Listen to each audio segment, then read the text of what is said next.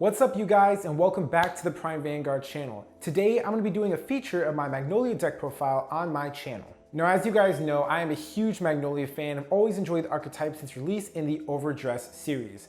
I made two videos on Magnolia, my first deck profile with the introduction of its cards in the first set of Overdress, and my talking about how the second set would affect Magnolia and the cards we play into it. This build of Magnolia is doing really well and a lot better than what I thought it was going to be doing, just because there are some cards in here that I personally threw in here that I didn't think would mesh well with the generic style that the second Magnolia deck is going for. But now that I've gotten the chance to play test them and figure out the ratios of the deck, I'm very proud and happy of how my deck's performing. It's a lot more fun to play, a lot more consistent, and with the introduction of key pieces like Daimainaru and Wild Intelligence, the deck is just a lot more consistent in general for the overall playstyle. Now without further ado guys, let's go ahead and hop right onto this deck profile onto my favorite deck for Overdress.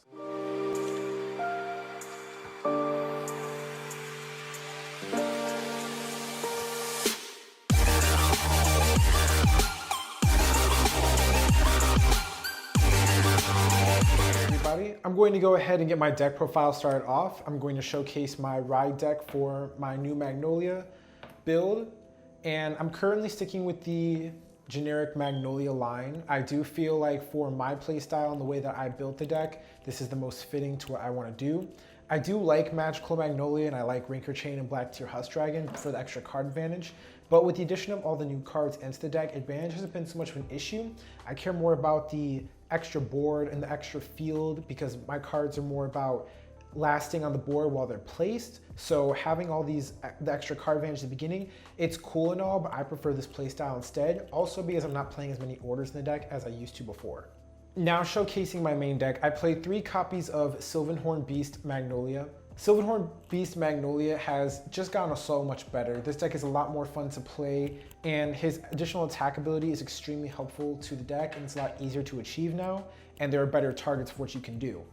His Persona Ride turn is a lot stronger now because since all targets gain more power on their own, you don't have to expel more resources to increase the power of the rear guards using his effect on.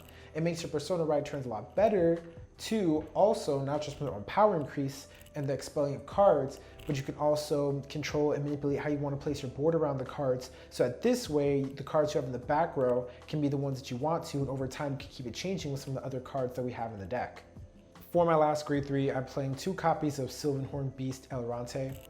Sylvan Beast Elrante is an extremely helpful card for this deck. It improves one of the main issues that Magnolia's had in the past, which is the soul charging. I think that the resource management in the form of this card specifically, it's not the best, but it is a very easy condition to achieve because this card's always going to be in the back row, meaning that there's not too many ways to not get this effect off, and you can always choose when you want to use it. And with the way that our deck works now, we have a lot of control over our board and our field presence of how we want to manipulate our units, so therefore we always can rely on Elrante's ability to come through for us. To showcase my grade 2s for the deck, I am playing 4 copies of Sylvan Beast Daimainaru. This card is a staple of Magnolia. This is the reason why your Magnolia turns are so much stronger than what they used to be before. Daimainaru being an on-place that offers an extra attack for your turn helps Magnolia so much, because now you're adding a potential 7 attacks to your Persona Ride turns, and on your other turns where you're just on the 1 counterblast ability, you're getting at least 4 to 5 attacks with this card. It introduces multi-attacking in a way that I didn't think would matter into the deck as much as it did, but when you throw in the extra attack that your opponent's not expecting until next turn, it really does help with the rushing playstyle of this card.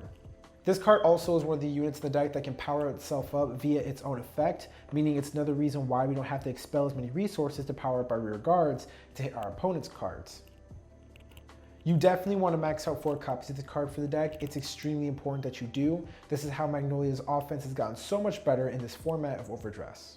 For my next grade 2, I am playing 2 copies of Sylvan Beast Gianosla. So I understand that a lot of people are starting to drop Gianosla because you want to expel your counterblast on other cards, but I still personally do like this card. There are times where, especially with the new front trigger Guardians, you are going to need extra power for your board, and Magnolia doesn't really get a lot of power. What Magnolia is doing right now is he's making sure all of your cards just have enough power to poke at your opponent.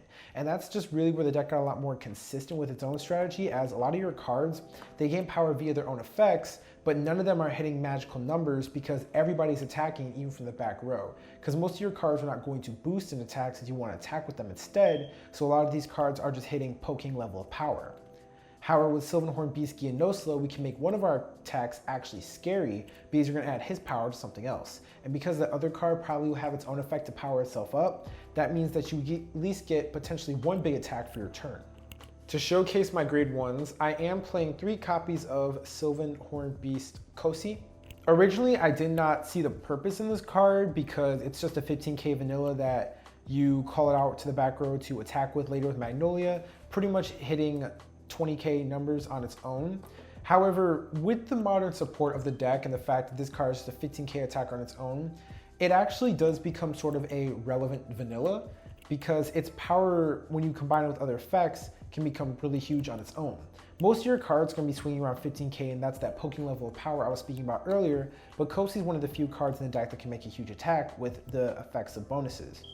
Also, because of the addition of Urjula to the deck, which is the grade 1 that I'll showcase next to you, we can actually control the positioning of this card, so this card is not taking up our back row slot for one of the other cards that need to be in the back row to gain its effect. For my next grade 1, I am playing 4 copies of Maiden of Impression Urjula. This grade 1 has helped the deck out so much. It really does improve your column and your row manipulation.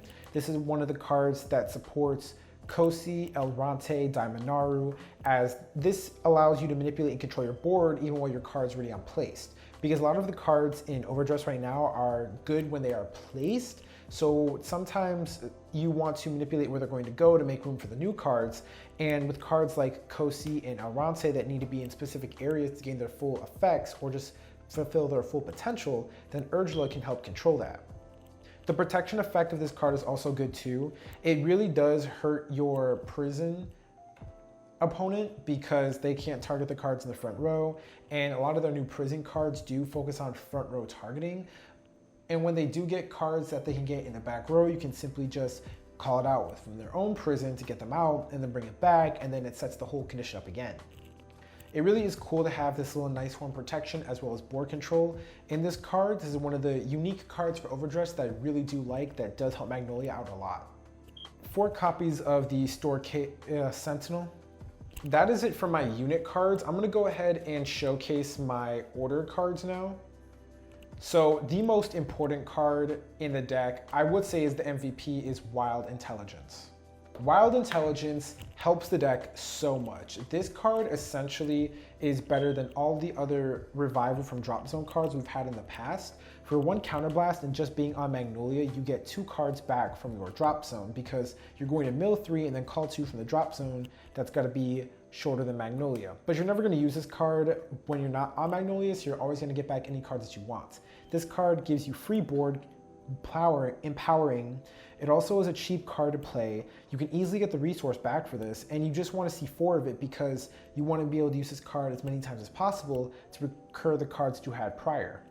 So moving on to my next order card, this is a personal tech of mine if you saw my last Magnolia deck profile, but I still am playing 2 copies of Tearful Malice. So Magnolia still has some of the main problems. The only thing that this support did was it made the deck faster and less cost heavy, but you still don't have too many ways of getting back the cards that you spent. I mean, yes, you do have Elrante and that makes up for the soul, but as far as counterblasting go, when your opponent damage denies you or when they just don't give you the damage to do anything or give you enough damage to activate all the skills you want to, then you're gonna want a card to get back that counter blast that you spent earlier. So Tearful Malice is pretty much just a straight up resource management card. It's a blow up 2 on your own board. You draw a card, put this into the soul, and soul charge 1. So this card is a +1 for the deck. I understand that with the way that this deck is going now, you can require this board very easily. You're probably only gonna play this Tearful Malice card only once when you really need it. I've never really played more than it once in the game anyway, but this is just when like you're towards the end of the game, you need that extra resource to get it for you, or you're desperate for the extra resource. And for my last order card of the deck, I am playing 2 copies of Regurgitation from the Underworld. Now this order card is also another tech of the deck. It's not something I see too many Magnolia players playing. However, the one reason why I chose this card is the fact that I already play Tearful Malice in the deck, so I figured why not play this card and throw it in there as well.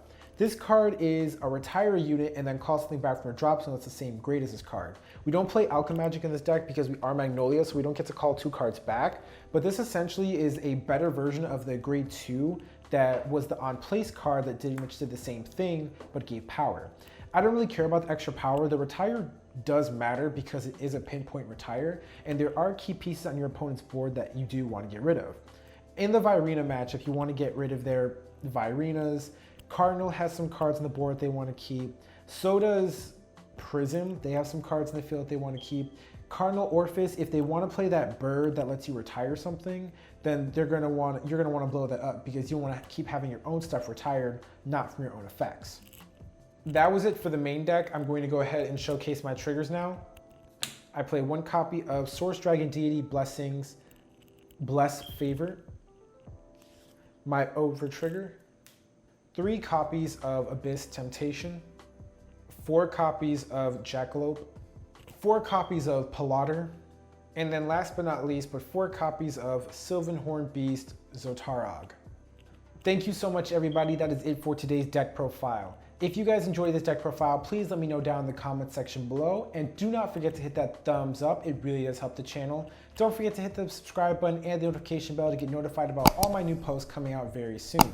Tell me what your thoughts are about the Magnolia deck. I understand that my deck is a very uncanny and has a lot of weird decisions in it, but I personally do like many of the choices I made for the deck. It gives it something new, it's refreshing to see, and it actually does enforce the playstyle in a different way.